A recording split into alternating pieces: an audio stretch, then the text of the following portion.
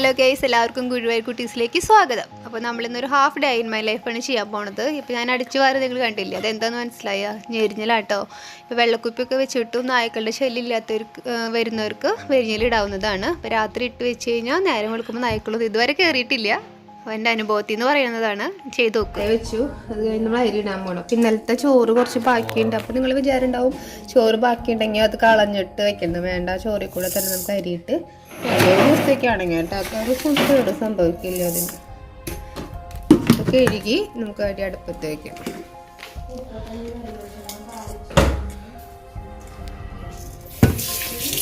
ഞാൻ അരി കുറേ വട്ടം കഴുകി. ഈ ചോറും അരിയും കൂടെ ഒന്നിച്ച് കഴുകുക. അപ്പം ഒരു വ്യത്യാസം കേടാവില്ല. വൈകുന്നേരം വരെ ഫ്രഷ് ആയിട്ട് ഇരിക്കുകയും ചെയ്യും. ചോറും കളയുകയും വേണ്ട. എല്ലാവരും ഒന്ന് പരീക്ഷണം ചെയ്തോളൂ കേട്ടോ. ഇത്രയും കൊല്ലങ്ങളായിട്ട് ഞാൻ പരീക്ഷിക്കുന്നതാണ്. കേടുകൾ സംഭവിച്ചിട്ടില്ല.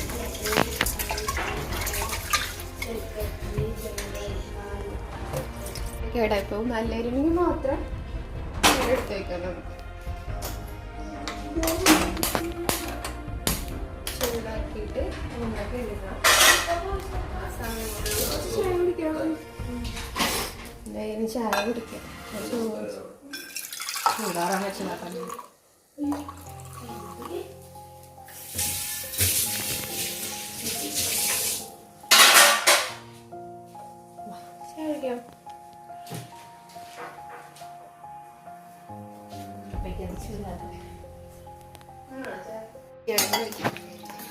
രാവിലെ ദോശയുണ്ട്. ദോശമാവൊക്കെ നല്ലോണം പുളിച്ച് പൊട്ടിയിട്ടുണ്ട്. ചമ്മന്തി ഉണ്ടാക്കാം. ഇവിടെ പിള്ളേർ പറയുന്നത് യെല്ലോ ചമ്മന്തി എന്നാണ്. യെല്ലോ ചമ്മന്തി നമുക്ക് ഉണ്ടാക്കി വെക്കാം. സാധാ തക്കാളി ചമ്മന്തി തന്നെ കേട്ടോ യെല്ലോ ചമ്മന്തി. ഇത് പറയണമെന്നുള്ളൂ. പൊട്ടുകടലിട്ട് വെക്കുക. ഞാനൊന്നും അരിഞ്ഞ് വെച്ചിട്ടുള്ള പണിയില്ല കേട്ടോ. എല്ലാം കഴുകി വെക്കും. ചോക്കളൊക്കെ അരിഞ്ഞ് അത് നമ്മുടെ പണി.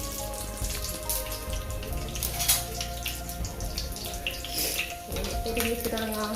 അതും വെളുത്തുള്ളിടാം.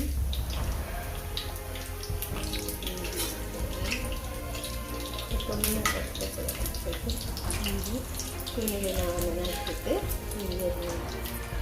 അരിഞ്ഞെടുത്ത സുഖമാണ് നിങ്ങൾ പറയും. പക്ഷെ എനിക്ക് ഇതാണ് എളുപ്പം കിട്ടുള്ളത്. കുഞ്ഞിന് അരിയാനൊരു സമയമില്ല. നമ്മൾ അപ്പുറത്തൊന്നും അരിഞ്ഞിടലും അതൊക്കെ നോക്കുന്നത്.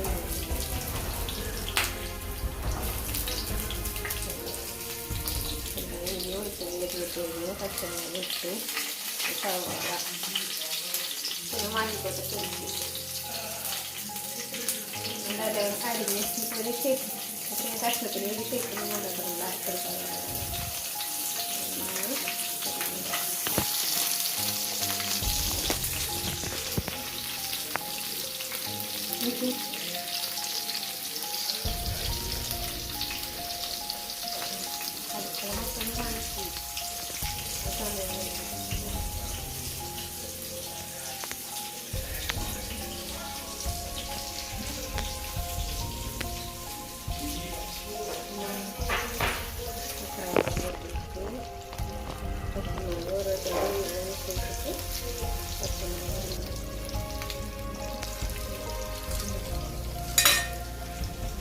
ഇപ്പോൾ നല്ല ഒഴിഞ്ഞ വെള്ളമൊന്നും കേട്ടോ. ഒന്ന് വാങ്ങുന്നു.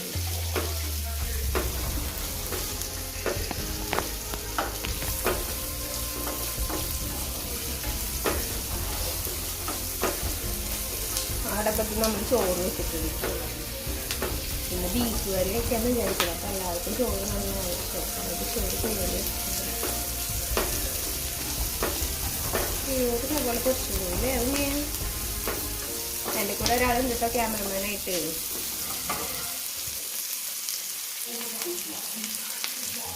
തക്കാളി സവാള ഒന്നും ഇടാതെ വളമൊന്നും ജസ്റ്റ് ഒന്ന് വാടി വരുന്നതായിട്ട് തക്കാളി കൊടുക്കാം.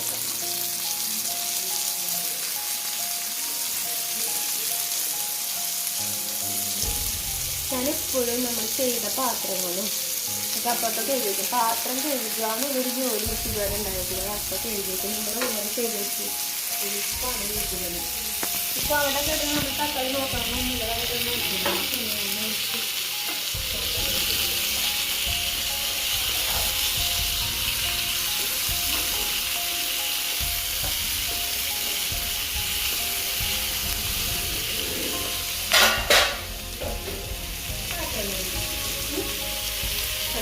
വെയിലും കഴിഞ്ഞു. അതിനൊപ്പം നമ്മൾ തക്കാളി വഴങ്ങുകയും ചെയ്തു.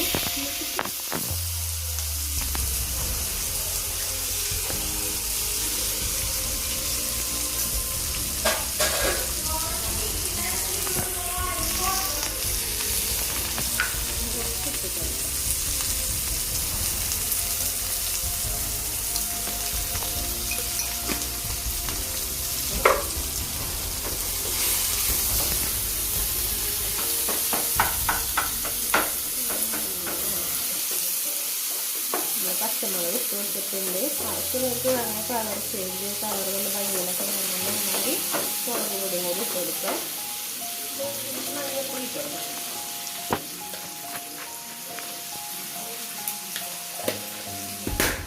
മഞ്ഞൾപ്പൊടി ഇട്ട് കൊടുത്ത് നല്ലോണം ഇളക്കിയെടുക്കാം.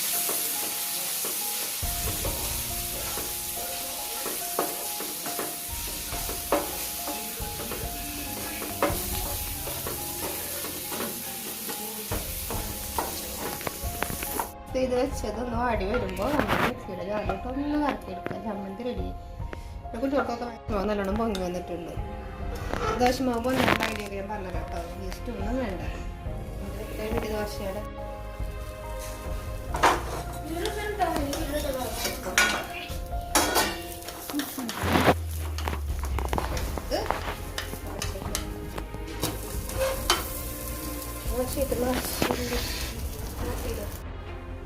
ബീഫ് കായിട്ട് വയ്ക്കാൻ പോകുന്നത്. പിള്ളേർക്ക് കായൊന്നും അധികം ഇഷ്ടമില്ല. അതുകൊണ്ട് ഞാൻ ഒരു കായ മാത്രമേ എടുത്തിട്ടുള്ളൂ. കായ നുറുക്കി കുക്കറിലാക്കിയിട്ടുണ്ട്. ഇനി നമുക്ക് വെക്കുമ്പോൾ ഓരോ സ്റ്റെപ്പ് കാണാം കേട്ടോ. നമ്മൾ ബീഫ് നമുക്ക് കായ ഇട്ടിട്ട് വെക്കണം. ബീഫ് പിള്ളേർക്ക് ഇഷ്ടമല്ലെങ്കിലും കുറച്ച് കായ ഇടാം. നമുക്ക് പഴയ നൊസ്റ്റാൾജിയയിലേക്ക് പോവാം. അപ്പോൾ കായ ആദ്യം കുറച്ച് ഉപ്പും മഞ്ഞൾപ്പൊടി ഇട്ട് വേവിച്ചിട്ടുണ്ട്. അത് കൂടാണ്ട് ബീഫ് ഇതേ മഞ്ഞൾപ്പൊടി ഉപ്പിട്ടിട്ട് വേവാനായിട്ട് അടുപ്പത്ത് വെച്ചിട്ടുണ്ട്. അപ്പോൾ അതിൻ്റെ ഇടയ്ക്ക് നമുക്ക് കുറച്ച് മുളക് പൊടിയും കുറച്ച് മൂത്ത് വരുമ്പോൾ കുറച്ച് ഗരം മസാലപ്പൊടിയും അതുപോലെ കുരുമുളക് പൊടിയും കൂടിയിട്ട് നമുക്ക് ഒന്ന് മൂപ്പിച്ച് എടുത്ത് ഒരു സൈഡിൽ മാറ്റി വയ്ക്കാം. ആ സമയം കൊണ്ട് നമ്മുടെ ബീഫ് അവിടെ വേവട്ടെ. കായ അതേ വേവിച്ച് വെച്ചിരിക്കുന്നുണ്ടോ? കായ വേവിച്ച് വെച്ചിട്ടുണ്ട്. ഉപ്പും മഞ്ഞൾപ്പൊടി മാത്രം ഇട്ടിട്ട് വേവിച്ച് വെച്ചിട്ടുണ്ട്. നേന്ത്രക്കായാണ് കേട്ടോ. നമുക്കിതിപ്പം ചൂടായി സ്റ്റൗ ഓഫ് ചെയ്യാം. നമുക്ക് ബീഫ് വയ്ക്കാനുള്ളൊരു പാത്രം റെഡിയാക്കാം. ഇനി ഒരു മൺചട്ടി അടുപ്പത്ത് വെച്ച് അത് ചൂടാകുമ്പോൾ വെളിച്ചെണ്ണ ഒഴിച്ച് കൊടുക്കാം. ഇനി വെളിച്ചെണ്ണ ഒഴിച്ച് ചട്ടിയാണ് എടുത്തിട്ടുള്ളത്. വെളിച്ചെണ്ണ നന്നായി ചൂടാവട്ടെ. വെളിച്ചെണ്ണ ചൂടായി വരുമ്പോൾ നമുക്ക് കറുവപ്പട്ട, ഗ്രാമ്പൂവും പട്ട മസാലയൊക്കെ ഇല്ലേ, അതൊക്കെ ഇട്ട് കൊടുക്കാം. പൊടിക്കൊന്നും വേണ്ട, അങ്ങനെ തന്നെ ഇട്ട് കൊടുക്കാം. അത് കഴിഞ്ഞ് അതൊന്ന് മൂത്ത് വരുമ്പോൾ മൺചട്ടി എടുത്തതിൻ്റെ ടേസ്റ്റ് കൂടും കേട്ടോ. എല്ലാവരും ഒന്ന് പരീക്ഷിച്ച് നോക്കും. മൺചട്ടിയിലൊന്ന് വെച്ച് നോക്കും. ബീഫ് വയ്ക്കുമ്പോൾ ടേസ്റ്റ് കൂടുതലായിരിക്കും. നമ്മൾ സാധാരണ പാത്രത്തിൽ വയ്ക്കുന്നതിനേക്കാളും ടേസ്റ്റ് കൂടുതലായിരിക്കും. അപ്പോൾ ഇനി നമ്മുടെ മസാലകളൊക്കെ ഒന്ന് മൂത്ത് വരട്ടെ. പെരിഞ്ചീരകവും ഗ്രാമ്പും പട്ടയൊക്കെ ഒന്ന് മൂത്ത് വരട്ടെ. മൂത്ത് വരുന്ന സമയത്ത് നമുക്ക് ഇഞ്ചി, വെളുത്തുള്ളി, പച്ചമുളക് ഒക്കെ ചെറുതായി അരിഞ്ഞത് ഇട്ട് കൊടുക്കുക. ഇഞ്ചിയും പച്ചമുളകും വെളുത്തുള്ളി ഇട്ട് കൊടുക്കുക. ഇനി അതൊന്ന് ഇളക്കി കൊടുക്കുക.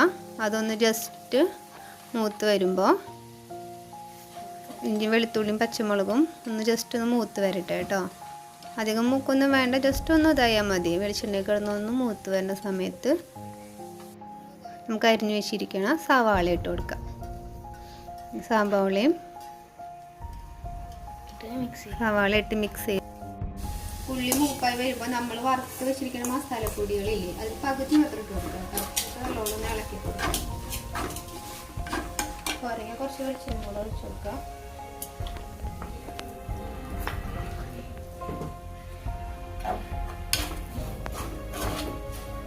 ഓൾറെഡി മൂപ്പിച്ചതാണ്. അപ്പോൾ അധികം മൂപ്പിക്കണമെന്നൊന്നുമില്ല.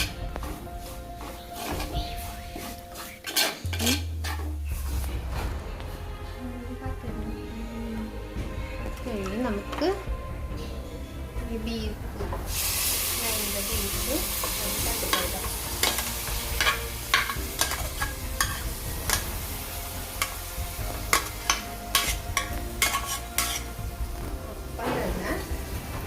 കായ നമ്മൾ വേവിച്ച് വെച്ചിട്ടുണ്ടല്ലോ.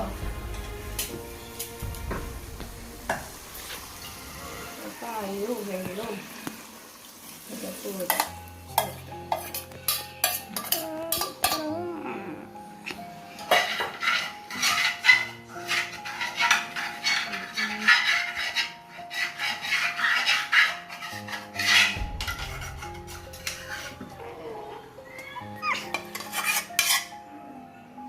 നമ്മുടെ വീഡിയോ കാണുക, ലൈക്ക് ചെയ്യുക, ഷെയർ ചെയ്യുക, സബ്സ്ക്രൈബ് ലൈക്ക് അടിക്കുക ഒക്കെ ചെയ്തോളൂ കേട്ടോ.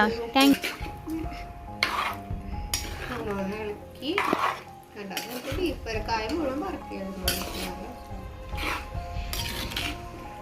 ഇനി കുറച്ചും കൂടെ ബീഫ് വേവാനുണ്ടാവും. ഒന്ന് മൂടി വെച്ച് കറി റെഡിയായിട്ട്